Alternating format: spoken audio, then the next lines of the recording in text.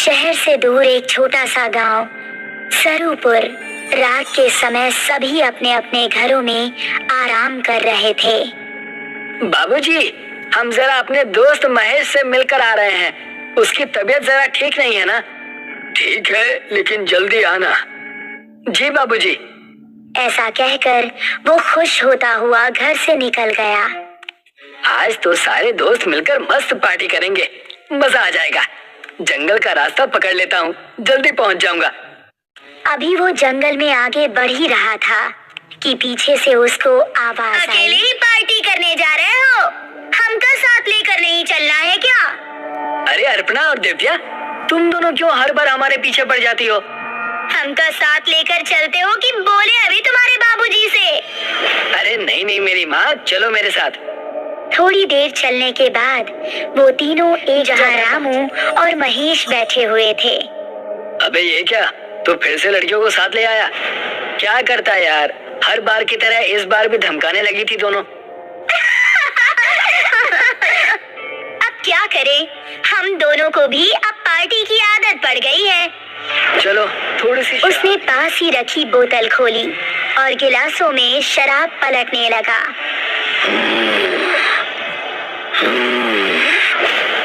तभी उनको किसी के सांस लेने की आवाज सुनाई दी। उन्होंने देखा तो पांचों के रोंगटे खड़े हो गए। सामने से कठमुंडू चलता हुआ आ रहा था। उन्होंने कदम, तभी कठमुंडू ने दिव्या को पीछे से पकड़ लिया। उसने दिव्या को इतनी जोर से कसा कि उसके मुंह से खून निकल गया। बाकी चारों अब बेहद डर गए और वहां से भाग निकले। दिव्या उसकी पकड़ में फंसी दर्द से कराह रही थी।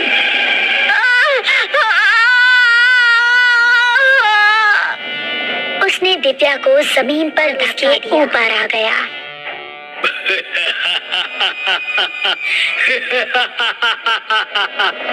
उसने दिव्या के सीने में हाथ डाला और उसके सीने से खून की धारा निकल पड़ी।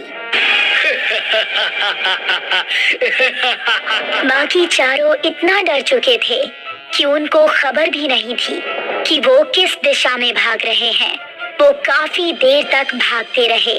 अब अपर्णा की हालत खराब हो चुकी थी। वो आ जाएगा, रुकने का समय नहीं है। ऐसे कब तक भागते रहेंगे?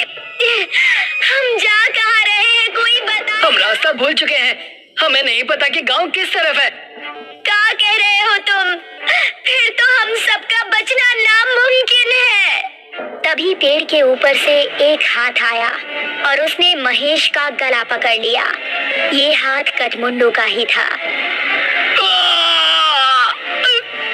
राकेश ने महेश का पैर पकड़कर उसे बचाना चाहा, लेकिन कठमुंडू ने उसको पूरी तरह से और वो तीनों चिल्लाते हुए वहां से भाग निकले। वो देखो सामने वो घर, उसके अंदर चलते हैं। वो तीनों एक घर के अंदर घुस गए और राकेश ने जल्दी से दरवाजा बंद कर दिया। तभी कोई जोर जोर से दरवाजा, तीनों का शरीर इस समय बुरी तरह से कांप रहा था।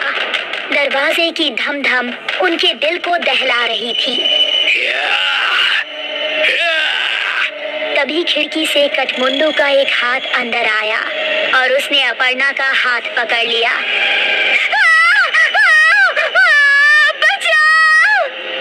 अगर ये यहाँ है तो दरवाजे पर कौन है? राकेश ने दरवाजा खोला तो सामने गांव के बिरजू काका जल्दी से अंदर आए।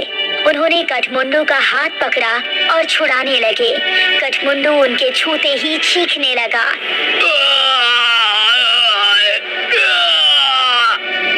वो चीखता चिल्लाता हुआ वहां से भाग गया। तुम ठीक तो हो अर्पणा? मैं ठीक हूँ, शुक्रिया बिरजू काका। तुम लोग, वो भी इस समय? हमसे गलती हो गई बिरजू काका, लेकिन ये कौन है और आपको देखते ही वो भाग कैसे गया? ये कठमुंडू है। ये सुनकर वो तीनों एक दूसरे का मुंह देखने लगे। बहुत सालों पहले हमारे गांव में एक डाकू पल्लव सिंह का बड़ा खौफ था।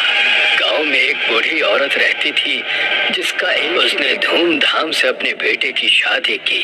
शादी के अगले ही दिन डाकू पल्लव सिंह ने हमला बोल दिया। उसने पति और पत्नी दोनों को मार डाला और सारे गहने लूट लिए। अपने बेटे और बहू को मरता देख बुढ़िया तड़प उठी। पल्लव सिंह, जिस सोने के लिए तूने मेरा परिवार उजाड़ दिया, यही सोना तेरे लिए अभिशाप बन जाएगा। तू कभी नहीं मरेगा, सिर्फ भटकता रहेगा और इस सोने से हमेशा दूर भाग। ये सुनते ही पल्लव सिंह हंसता हुआ वहां से चला गया। कुछ दिन बाद पल्लव सिंह के ही एक आदमी ने उस पर हमला कर दिया। वो उसकी जगह सरदार बनना चाहता था, लेकिन पल्लव सिंह तलवार के हमले से भी नहीं मरा। उसकी गर्दन आधी ही कटी और थोड़ी सी खाल में अटक कर रह गई। उसने अपना गिराया। उसने अपने उंगलियों में जितनी भी सोने की अंगूठियां पहनी थी वो गर्म होने लगी और उसके हाथ जलने लगे। बुढ़िया का श्राप अब शुरू हो गया था।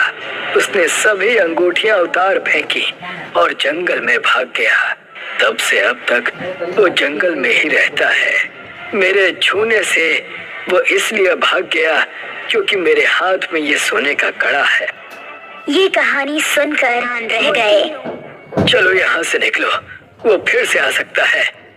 बिरजू काका को रास्ता पता था, इसलिए वो तीनों उनके पीछे पीछे जा रहे थे। जब वो जंगल की सरहद पर आ पहुँचे थे, तभी कठमुंडू वहाँ आना का पैर पकड़ लिया।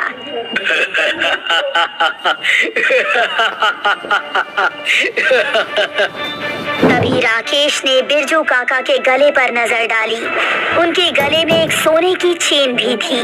उसने चेन को उनके गले से उतारी और कठमुंडू की टूटी हुई गर्दन में डाल दी। उसे उतारने के लिए जैसे ही छुआ तो उसके हाथ भी जलने लगे।